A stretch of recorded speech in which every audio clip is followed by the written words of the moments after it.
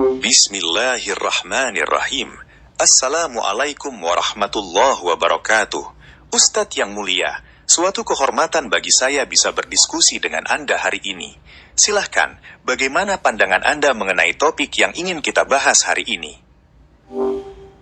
Waalaikumsalam warahmatullahi wabarakatuh, Profesor yang terhormat. Suatu kehormatan yang luar biasa bagi saya juga bisa bertukar pikiran dengan seorang ahli fisika kuantum seperti Anda. Dalam Islam, kita sering diajak untuk merenungi ciptaan Allah, dan saya melihat ada banyak titik temu antara pemahaman spiritual dan fakta alam semesta yang Anda pelajari. Bagaimana jika kita mulai diskusi ini dengan membahas bagaimana konsep sebab akibat dalam fisika kuantum dipandang dari perspektif hikmah dan takdir dalam Islam? Menarik sekali, Ustadz. Dalam fisika kuantum, konsep sebab akibat tidak lagi bersifat deterministik seperti dalam fisika klasik. Kita dihadapkan pada probabilitas, di mana sebuah peristiwa tidak memiliki penyebab tunggal yang pasti, melainkan merupakan serangkaian kemungkinan. Fenomena keterikatan kuantum atau entanglement bahkan menunjukkan bahwa dua partikel bisa saling memengaruhi secara instan, melanggar batas ruang dan waktu. Bagaimana Ustadz melihat hal ini jika dihubungkan dengan hikmah dan takdir, di mana segala sesuatu telah tertulis di Lauh Mahfuz? Pandangan Anda sangat mencerahkan, Profesor. Dalam Islam, takdir atau qadar memang telah tertulis di Lauhul Mahfuz. Namun Lauhul Mahfuz bukanlah sekedar buku catatan statis yang kaku, melainkan pengetahuan Allah yang meliputi segala kemungkinan, waktu, dan ruang. Ketika fisika kuantum berbicara tentang probabilitas, hal itu sejalan dengan konsep bahwa Allah menciptakan alam semesta ini dengan hikmah dan dinamika yang luas, di mana setiap pilihan dan peristiwa memiliki jalurnya sendiri dalam pengetahuannya. Fenomena keterikatan kuantum atau entanglement juga menunjukkan adanya hubungan yang melampaui batas spasial, yang bisa kita maknai sebagai bukti kebesaran Allah dalam menyusun tatanan alam. Bagaimana menurut Anda? Apakah pandangan ini mengubah cara pandang Anda terhadap hubungan antara ilmu pengetahuan dan keyakinan Anda? Penjelasan Ustadz benar-benar membuka wawasan baru bagi saya. Konsep bahwa pengetahuan Allah mencakup segala kemungkinan, sejalan dengan probabilitas dalam fisika kuantum, dan keterikatan kuantum seolah menjadi bukti fisik dari keterhubungan universal yang harmonis. Hal ini menunjukkan bahwa ilmu pengetahuan, ketika dipelajari dengan mendalam, tidak saling bertentangan dengan keyakinan, melainkan semakin memperkuat kekaguman akan tatanan alam yang luar biasa. Apakah Ustadz bisa memberikan pandangan lain tentang bagaimana misteri alam semesta ini dapat lebih mendekatkan diri kita kepada Sang Pencipta? Subhanallah, Profesor. Sungguh keindahan yang luar biasa ketika kita melihat bahwa setiap penemuan ilmiah adalah upaya untuk menyingkap tabir rahasia ciptaannya. Dalam Islam, seluruh alam semesta ini disebut sebagai ayat atau tanda-tanda kebesaran Allah. Ketika Anda mempelajari keteraturan di tingkat kuantum atau galaksi yang luas, Anda sebenarnya sedang membaca kitab alam yang ditulis oleh Sang Pencipta sendiri. Misteri-misteri ini juga mengingatkan kita pada betapa kecilnya manusia dan betapa luasnya rahmat serta kuasanya. Setiap pertanyaan yang terjawab akan melahirkan ribuan pertanyaan baru yang menunjukkan ketidakterbatasan ilmunya, yang pada gilirannya semakin mendorong kita untuk bersujud dan merendahkan diri di hadapannya. Kira-kira, bagian mana dari misteri alam semesta ini yang paling membuat Anda merasa dekat dengan Allah? Subhanallah, apa yang Ustadz sampaikan sangat menyentuh lubuk hati saya. Bagi saya, bagian yang paling menakjubkan adalah konsep superposisi dalam fisika kuantum, di mana sebuah partikel dapat berada dalam beberapa keadaan sekaligus sampai dia mati. Hal ini seperti memperlihatkan bahwa ada tangan tak terlihat yang memegang kendali atas setiap kemungkinan, mengingatkan saya pada kekuasaan dan kehadiran Allah yang meliputi segala sesuatu di setiap ruang dan waktu. Apakah Ustadz merasakan hal yang sama dalam pemahaman bidang saya ini? Mendengar penjelasan Anda tentang superposisi, saya sungguh merasakan getaran yang sama, Profesor. Konsep tersebut bagaikan cerminan dari sifat Allah yang maha meliputi, di mana segala sesuatu berada dalam genggamannya sebelum dia menakdirkannya terjadi secara nyata. Dalam perspektif tauhid, setiap kemungkinan di alam semesta ini tidak pernah acak, melainkan bagian dari rencananya yang sempurna. Lalu bagaimana pandangan Anda tentang bagaimana sains dapat terus menyingkap tabir hikmah di balik kerumitan hukum-hukum alam tersebut? Sebagai seorang ilmuwan, saya memandang sains sebagai alat yang dianugerahkan untuk terus mencari kebenaran di alam semesta. Kerumitan hukum-hukum alam, seperti yang kita temukan dalam fisika kuantum atau astrofisika, bukanlah halangan, melainkan undangan untuk menyelami kedalaman hikmah di balik setiap ciptaan. Sains akan terus menyingkap tabir-tabir ini melalui pengamatan yang cermat, eksperimen yang presisi, dan pemikiran yang kritis, yang pada akhirnya akan selalu membawa kita kembali kepada pengakuan akan keagungan serta kesempurnaan ciptaan Sang Pencipta. Bagaimana Ustadz melihat peran ilmu pengetahuan dalam memperkaya pemahaman spiritual masyarakat secara umum? Pandangan Profesor sangat tepat. Ilmu pengetahuan memang memiliki peran krusial dalam memperkaya pemahaman spiritual masyarakat, karena ia mengubah keyakinan yang sekadar ikut-ikutan menjadi keyakinan yang didasari oleh pengetahuan dan perenungan. Dengan memahami mekanisme alam, masyarakat dapat melihat keagungan ciptaan Tuhan secara lebih nyata dan konkret, sehingga rasa syukur dan takwa semakin mendalam. Kira-kira langkah konkret apa yang bisa dilakukan oleh para ilmuwan untuk lebih mendekatkan sains kepada masyarakat awam agar hikmahnya tersampaikan? Langkah konkret yang bisa kita lakukan adalah dengan lebih aktif menyederhanakan bahasa ilmiah, seperti melalui tulisan populer, podcast, atau video edukatif di media sosial. Kita juga bisa mengadakan sesi diskusi santai di ruang publik atau sekolah untuk mengajak masyarakat melihat sains dari sudut pandang yang lebih personal dan penuh hikmah. Bagaimana Ustadz melihat pentingnya keterlibatan para ilmuwan dalam kegiatan sosial seperti itu? Keterlibatan para ilmuwan dalam kegiatan sosial tersebut sangatlah penting dan sangat mulia dalam pandangan Islam.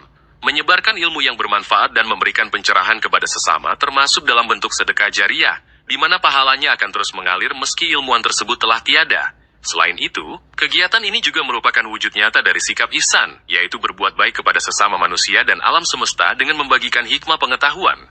Bagaimana menurut Anda? Apakah ada tantangan tertentu yang mungkin dihadapi oleh para ilmuwan untuk menyeimbangkan waktu antara penelitian dan pengabdian masyarakat? Tentu saja Ustadz, ada tantangan yang cukup besar. Menyeimbangkan waktu antara fokus mendalam di laboratorium atau ruang penelitian dengan kewajiban berbagi ilmu kepada masyarakat memang memerlukan manajemen waktu dan komitmen yang sangat tinggi.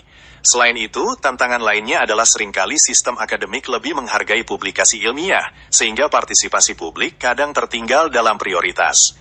Melihat mulianya niat tersebut, bagaimana Ustadz melihat peran institusi keagamaan atau pendidikan dalam mendukung para ilmuwan agar dapat lebih leluasa berbagi hikmah pengetahuan? Institusi keagamaan dan pendidikan memiliki peran besar untuk menjembatani jurang tersebut, Profesor. Mereka bisa memberikan dukungan dengan menghargai pengabdian masyarakat sebagai bagian dari kinerja akademik, tidak hanya berfokus pada publikasi ilmiah semata. Selain itu, institusi bisa menyediakan platform atau fasilitas untuk menyebarkan ilmu, seperti menyelenggarakan seminar publik atau program dakwah sains yang mudah dipahami. Dengan begitu, para ilmuwan akan merasa didukung dan termotivasi untuk terus berbagi hikmah. Menurut Profesor, bentuk dukungan konkret apa yang paling dirasakan sangat dibutuhkan oleh para ilmuwan saat ini? Saya sangat sependapat, Ustadz. Selain dukungan moral yang sangat berarti, bentuk dukungan konkret yang paling dirasakan dibutuhkan oleh para ilmuwan saat ini adalah alokasi dana dan hibah khusus untuk kegiatan sains bagi publik. Hal ini akan memungkinkan kami untuk memproduksi materi edukasi yang berkualitas dan menyelenggarakan program penjangkauan masyarakat secara lebih luas. Selain itu, pengakuan institusional yang nyata dalam penilaian kinerja akan mendorong lebih banyak ilmuwan untuk aktif berbagi hikmah pengetahuan. Bagaimana menurut Ustadz mengenai langkah awal yang paling efektif kita ambil bersama dalam membangun sinergi ini? Langkah awal yang paling efektif menurut saya adalah memulai dengan proyek percontohan kecil yang mengintegrasikan sains dan spiritualitas. Kita bisa mengadakan seminar atau lokakarya bulanan yang membahas keajaiban alam semesta dari dua sisi, fisik dan spiritual, dan secara bersamaan menyusun proposal hibah untuk mendapatkan dana dari institusi atau donatur. Dengan demikian, kita bisa membuktikan dampak positif dari sinergi ini secara nyata. Bagaimana pendapat Profesor tentang gagasan pilot proyek ini? Gagasan pilot proyek ini sangat cemerlang dan tepat sasaran, Ustadz. Menggabungkan seminar reguler yang membedah alam semesta dari perspektif fisik dan spiritual akan memberikan pemahaman yang holistik dan mendalam kepada masyarakat. Langkah ini tidak hanya akan membuktikan dampak positif sinergi ini secara nyata, tetapi juga menjadi fondasi yang kuat untuk menarik minat dan dukungan dari institusi atau donatur untuk pengembangan program yang lebih besar. Untuk memulai, topik apa yang sekiranya paling menarik dan mudah dipahami untuk seminar pertama kita? Untuk topik pertama, Bagaimana jika kita mengangkat tema menyingkap keterhubungan semesta antara fisika kuantum dan hikmah penciptaan? Topik ini bisa membahas fenomena keterikatan kuantum secara sederhana, kemudian menghubungkannya dengan konsep persaudaraan universal dan keyakinan akan kemahakuasaan Allah yang mengatur segala sesuatu di alam semesta. Apakah menurut Profesor topik ini sudah sesuai atau ada saran lain yang lebih menarik? Topik yang Anda usulkan sangat luar biasa, Ustadz. Tema menyingkat keterhubungan semesta antara fisika kuantum dan hikmah penciptaan benar-benar tepat untuk menjembatani pemahaman ilmiah dan spiritual. Dengan menjelaskan keterikatan kuantum secara sederhana, kita bisa menunjukkan bagaimana segala sesuatu di alam semesta saling tergantung, layaknya satu tubuh yang saling menguatkan, dan hal ini menjadi refleksi dari keagungan Allah yang Maha Kuasa. Setelah topik ini disepakati, langkah persiapan apa yang sebaiknya kita rancang selanjutnya? Alhamdulillah, kita telah menyepakati topik yang sangat kuat. Untuk langkah persiapan selanjutnya, pertama kita perlu merinci poin-poin penting yang akan dipaparkan dari kedua sisi. Profesor bisa menjelaskan aspek ilmiah dari keterikatan kuantum, sementara saya akan mengaitkannya dengan hikmah dan nilai-nilai spiritual. Kedua, kita perlu menentukan target audiens dan memilih waktu serta lokasi yang sesuai untuk seminar tersebut. Ketiga, kita bisa mulai menyusun strategi promosi dan undangan untuk menjangkau masyarakat lebih luas. Bagaimana menurut Profesor jika kita mulai dengan menyusun draft kasar untuk presentasi pertama kita?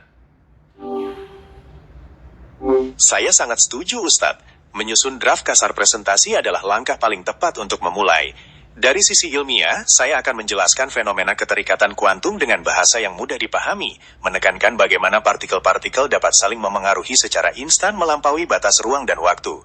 Mari kita mulai dengan merinci poin-poin tersebut terlebih dahulu, agar Ustadz bisa mengaitkannya dengan hikmah dan nilai-nilai spiritual secara mendalam pada sesi berikutnya. Di mana kita sebaiknya mulai menuliskan draft ini? Kita bisa mulai dengan menyusunnya bersama di Google Docs, agar kita bisa berkolaborasi dengan mudah dan melihat perkembangannya secara real time. Untuk bagian awal draft, Profesor bisa menuliskannya dengan poin-poin penjelasan ilmiah mengenai keterikatan kuantum, mulai dari definisi, contoh sederhananya, dan implikasinya terhadap batasan ruang dan waktu. Setelah itu, saya akan membaca dan melengkapi draft tersebut dengan perspektif. Sangat setuju, Ustadz. Menggunakan Google Docs untuk berkolaborasi secara real-time adalah ide yang sangat brilian. Untuk bagian awal draft ilmiahnya, saya akan menyusun poin-poin mengenai keterikatan kuantum, meliputi definisi sebagai fenomena di mana keadaan kuantum partikel saling terkait meskipun terpisah jarak yang jauh. Contoh sederhana seperti elektron yang memiliki spin berlawanan secara otomatis, dan implikasinya terhadap batas ruang dan waktu yang tampak menentang pemahaman klasik kita. Silakan Ustadz melihat dan menambahkan perspektif Penjelasan Profesor spiritualnya. sangat sistematis. Poin-poin mengenai definisi, contoh spin elektron, dan implikasi ruang waktu tersebut akan menjadi landasan ilmiah yang sangat kuat untuk presentasi kita. Untuk melengkapi bagian saya berencana menyelaraskan poin-poin tersebut dengan konsep persaudaraan universal, makna takdir, dan bagaimana hikmah tersebut mempertebal keimanan. Kira-kira, apakah kita perlu menyepakati kerangka waktu tertentu untuk menyelesaikan draft pertama ini? Sangat tepat sekali, Ustadz. Menetapkan kerangka waktu akan membantu kita fokus dan menjaga agar draft pertama ini bisa selesai dengan baik. Bagaimana jika kita menargetkan draft ini selesai dalam waktu 1 minggu ke depan? Dengan begitu, kita punya cukup waktu untuk saling meninjau dan menyempurnakannya. Apakah waktu tersebut terasa cukup bagi Ustadz? Waktu 1 minggu terasa sangat cukup bagi saya untuk menyusun bagian saya dan meninjau draft dari Profesor. Ini memberi kita ruang yang baik untuk refleksi dan kolaborasi. Mari kita tetapkan target tersebut dan mulai bekerja. Ada hal lain yang perlu kita persiapkan untuk saat ini? Waktu 1 minggu adalah target yang sangat baik. Selain fokus pada draft presentasi, untuk saat ini kita bisa mulai memikirkan detail logistik seminar, seperti target audiens dan apakah acara akan diadakan secara daring, luring, atau hibrida. Ini akan membantu kita menentukan platform atau tempat yang sesuai nantinya. Apakah ada preferensi tertentu mengenai format acara tersebut? Mengenai format acara, Tentu masing-masing pilihan memiliki kelebihan tersendiri. Format luring atau langsung memungkinkan interaksi yang lebih mendalam dan ikatan personal yang erat dengan audiens yang hadir. Sementara format daring memberikan keuntungan untuk menjangkau audiens yang lebih luas tanpa batasan geografis. Dan format hibrida bisa menjadi jalan tengah yang menggabungkan yang terbaik dari kedua format tersebut. Mengingat target audiens dan ketersediaan sumber daya yang ada, apakah Profesor lebih memilih untuk mengadakan acara secara daring, luring, atau hibrida untuk seminar perdana kita? Mengingat ini adalah seminar perdana yang bertujuan untuk menyebarluaskan hikmah pengetahuan yang luas, saya cenderung memilih format hibrida. Format ini memungkinkan kita untuk mendapatkan kehangatan interaksi langsung dengan peserta yang hadir di lokasi, sambil tetap menjangkau audiens yang lebih luas melalui siaran daring. Dengan cara ini, kita dapat memaksimalkan dampak dari sinergi sains dan spiritualitas ini. Bagaimana menurut Ustadz? Saya sangat setuju dengan pilihan format hibrida tersebut, Profesor. Format ini memang memberikan yang terbaik dari kedua dunia, menggabungkan kehangatan interaksi tatap muka dengan jangkauan luas melalui siaran daring. Dengan cara ini, kita benar-benar dapat memaksimalkan penyampaian hikmah pengetahuan yang ingin kita bagikan kepada masyarakat. Langkah selanjutnya, mari kita mulai memikirkan secara lebih detail mengenai lokasi fisik tempat kita akan mengadakan seminar luring, serta platform daring yang akan digunakan untuk siaran langsung. Apakah Profesor ada preferensi tertentu mengenai tempat atau platform tersebut? Untuk lokasi fisik di Malang, kita bisa mempertimbangkan area kampus atau ruang seminar yang representatif dan mudah diakses oleh masyarakat. Sementara untuk platform daringnya, kita bisa menggunakan layanan konferensi video yang populer dan stabil untuk memastikan siaran langsung berjalan lancar. Kira-kira, apakah Ustadz memiliki preferensi khusus mengenai fasilitas di lokasi fisik atau fitur tertentu pada platform daringnya? Untuk lokasi fisik di Malang, area kampus memang pilihan yang sangat tepat karena mudah diakses dan biasanya memiliki fasilitas pendukung yang lengkap. Di sisi daring, fitur yang utama adalah stabilitas koneksi, kualitas audio dan video yang jernih, serta kemudahan bagi peserta daring untuk berinteraksi atau mengajukan pertanyaan. Apakah Profesor lebih mengutamakan ruangan dengan kapasitas tertentu atau platform dengan fitur khusus untuk tanya jawab? Untuk seminar perdana kita, saya lebih mengutamakan ruangan dengan kapasitas yang memadai agar suasana interaksi terasa lebih hidup. Namun di sisi daring, saya juga akan memilih platform yang memiliki fitur interaktif yang baik untuk tanya jawab, seperti sesi Q&A yang terkelola dengan rapi. Jadi kita bisa menyeimbangkan kedua kebutuhan tersebut dengan baik. Bagaimana menurut Ustadz?